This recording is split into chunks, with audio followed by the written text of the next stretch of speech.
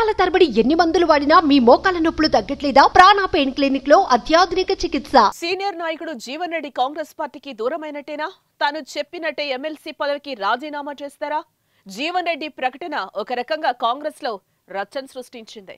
Jagtial MLA Sanjay Kumar CM Revanth Reddy సమక్షంలో కాంగ్రెస్ లో చేరారు.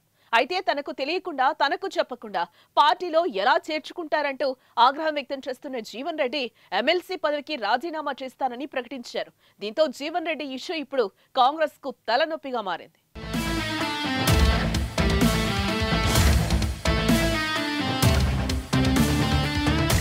కాంగ్రెస్ పార్టీలో కీలకమైన నేత జీవన్ రెడ్డి పార్టీ పట్ల నిబద్ధత కలిగిన నాయకుడు.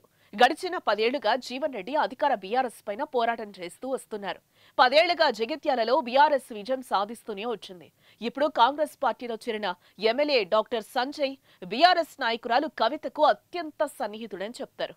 ఇంతకాలం తాను ఎవరి మీదైతే పోరాటం చేశానో అతన్నే తనకు చెప్పకుండా కాంగ్రెస్ పార్టీలో చేర్చుకోవటాన్ని జీవన్ రెడ్డి తట్టుకోలేకపోతున్నారు. పార్టీలో జరుగుతున్న పరిణామాలను అందరూ గమనిస్తున్నారు. వీళ్ళ కార్యకర్తలు ముఖ్యంగా అంటే వాళ్ళు ఏ విధంగా మనస్తాపానికి గురైన వాళ్ళు ఏ విధంగా బాధ వ్యక్తం చేస్తున్నారు. కార్యకర్తలు ఏదైతుందో ఈ 2 ఎన్నికల్లో కూడా ఆతిథ్య ఫలితం పొందలేని పరిస్థితులు కొంత బాధతో ఉన్నట్టు పరిస్థితులు ఇవాళ మరి ఇక్కడ ఇంతకాలం ఏదైతుందో ఎవరితోనైతే పోరాటం చేసినామో మరి ఆ శాసనసభ్యులను ఏదైతుందో ఏకపక్షంగా పార్టీలో చేర్చుకోవడం పట్ల కార్యకర్తలందరూ కూడా వారి యొక్క బాధ వాస్తవంగా పార్టీ బలోపేతం అనేది ప్రధానమని చెప్పండి. తన ప్రత్యర్థిని కాంగ్రెస్ పార్టీలో చేర్చుకోవటాన్ని తాను తీవ్రంగా వ్యతిరేకిస్తున్నానని చెప్తున్నారు జీవన్ రెడ్డి. ఇప్పటికిప్పుడు తెలంగాణలో కాంగ్రెస్ ప్రభుత్వానికి వచ్చిన నష్టమేం లేదని చెప్తున్నారు. పూర్తి సంఖ్యాబలంతో కాంగ్రెస్ ప్రభుత్వం పనిచేస్తుందని, ఇలాంటి పరిస్థితుల్లో ఇతర పార్టీల నుంచి కాంగ్రెస్ లోకి ఎమ్మెల్యేలను చేర్చుకోవాల్సిన అవసరం ఏముంది అని నిలదీస్తున్నారు జీవన్ రెడ్డి. చట్టానికి వ్యతిరేకంగా ప్రవర్తించాల్సిన అవసరం లేదంటున్నారు. గతంలో కేసీఆర్ చేసిన పనినే మళ్లీ ఇప్పుడు మనం చేస్తే ప్రజలకు సమాధానం చెప్పలేమంటూ మండిపడుతున్నారు జీవన్ రెడ్డి. పార్టీ బలోపేతం కొరకు అసలు చేసి 4 దశాబ్దాల ఈ ప్రాంతం పార్టీ పటిష్టానికి పనిచేస్తుంది. ప్రజలకు అందుబాటులో ఉండి సమస్యల పరిష్కారానికి తోడ్పడుతున్న పరిస్థితుల్లో సరే శాసనసభ్యుల సంఖ్యాబలం అనే భావనే కావచ్చు, ఏకపక్షంగా నిర్ణయం తీసుకోవడంతో కార్యకర్తలు తట్టుకోలేకపోతున్నారు. వారి యొక్క మరి ఆలోచన సూచనలు దానికి అనుగుణంగా భవిష్యత్తు కార్యక్రమాన్ని నిర్ణయం తీసుకొని జరుగుతుంది.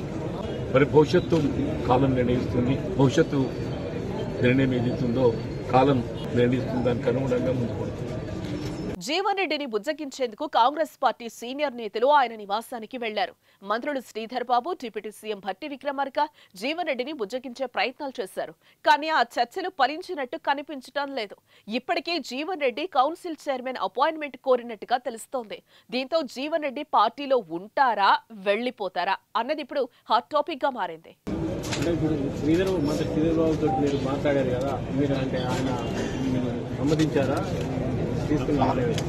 ఎవ్వరు సంతృప్తి అనేది కాదు. జరిగిన పరిణామాలపై ఏదైతుందో చర్చించడం జరిగింది. కానీ శాసనసభ్యులు అనేది సంఖ్యాపరంగా మరి ప్రభుత్వానికి అండగా ఉండాలనే భావనతోని మరి ఇతర పార్టీలకు చెందినటువంటి ఒక శాసనసభ్యులు పార్టీలు చేసుకోవాలని చెప్పని తలంతో, కానీ ఆ చేరిక అనేది ఆ ప్రాంత కార్యకర్తల యొక్క మనోభావాలను కూడా గౌరవించాల్సినటువంటి బాధ్యత పార్టీపై ఉంటుందని చెప్పని నేను భావిస్తాను చెప్పండి.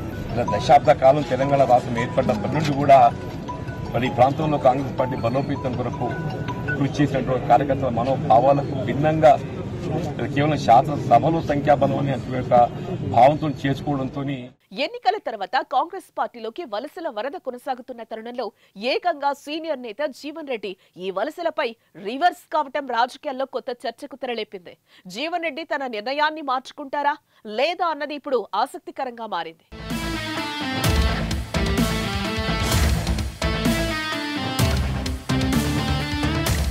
సుమన్ టీవీలో మీ పర్సనల్ అండ్ బిజినెస్ ప్రమోషన్స్ కోసం కింది నెంబర్కి కాంటాక్ట్ చేయండి.